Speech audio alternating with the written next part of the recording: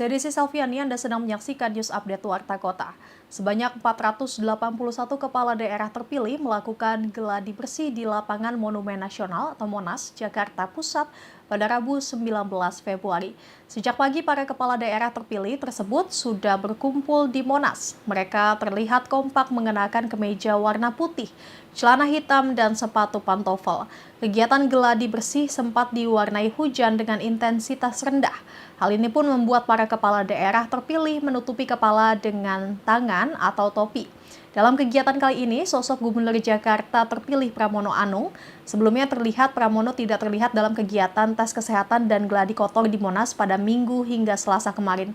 Mereka kemudian dibagi menjadi 30 kelompok untuk melakukan kirap menuju Istana Kepresidenan yang letaknya tak begitu jauh dari Monas.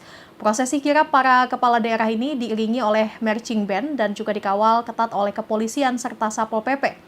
Gubernur Sumatera Barat terpilih Mahyeldi Ansarullah mengaku cukup letih seusai menjalani acara gladi bersih di Monas dan Istana. Ia pun belum sempat untuk meluangkan waktu sejenak lantaran disibukkan dengan berbagai agenda.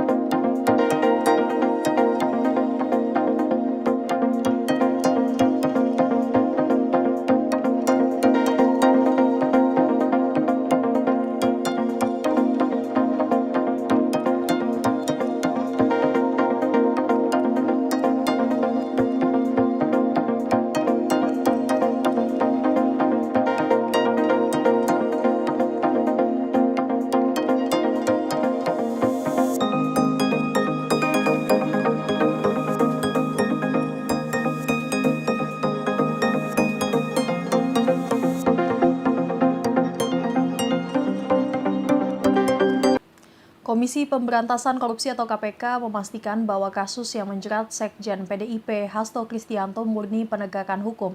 3 pimpinan KPK kompak membantah tudingan yang menyebut kasus Hasto terdapat unsur politis. Ketua KPK Setio Budianto dalam keterangannya Selasa 18 Februari mengatakan bahwa lembaganya tak mendapatkan pesanan tertentu terkait kasus Hasto. Sementara itu, Wakil Ketua KPK Fitroh Rohyanto menegaskan penegakan hukum terhadap Hasto sudah sesuai fakta. Sama seperti Setio, Fitroh juga menepis adanya politisasi serta kriminalisasi. Wakil Ketua KPK Johanis Tanak menjelaskan, penanganan kasus korupsi oleh lembaga anti rasuah selalu didasari pada aturan hukum dan fakta hukum termasuk kasus Hasto. Menurut Tanak, seseorang dijadikan tersangka berdasarkan alat bukti seperti bukti elektronik, keterangan saksi, ahli, hingga tersangka itu sendiri. Sehingga penegakan hukum Hasto tak ada kepentingan politik. Sebelumnya Hasto menyatakan kasus yang menimpanya merupakan bentuk kriminalisasi.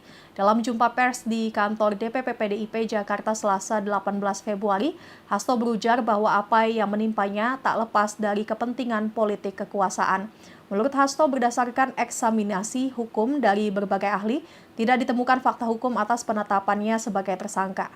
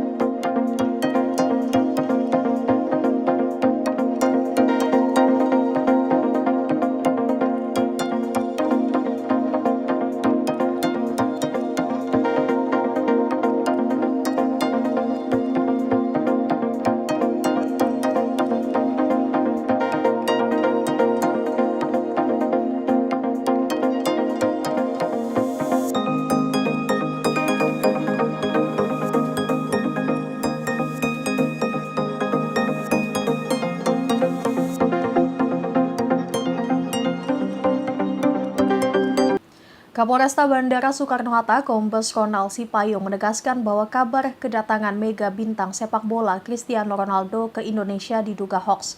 Pernyataan itu disampaikan Ronald dalam konferensi pers pada Selasa 18 Februari. Ia menjelaskan bahwa hingga saat ini pihak kepolisian dan otoritas bandara belum menerima informasi resmi mengenai kedatangan pemain asal Portugal tersebut ke Indonesia melalui Bandara Soekarno-Hatta. Pernyataan disampaikan untuk merespon berbagai rumor yang beredar terkait kedatangan Ronaldo. Sementara itu, Kementerian Keuangan atau Kemenq RI juga telah mengeluarkan pernyataan yang membantah adanya jadwal kedatangan Ronaldo bersama Menteri Keuangan. Berdasarkan hal tersebut, kepolisian menduga bahwa kemungkinan besar Ronaldo tidak akan datang ke Indonesia termasuk melalui Bandara Soekarno-Hatta. Meski demikian, Ronald menegaskan bahwa pihak kepolisian siap memberikan pengamanan jika Ronaldo benar-benar datang. Ronald juga memastikan bahwa kondisi di Bandara Soekarno-Hatta tetap normal sepanjang hari ini.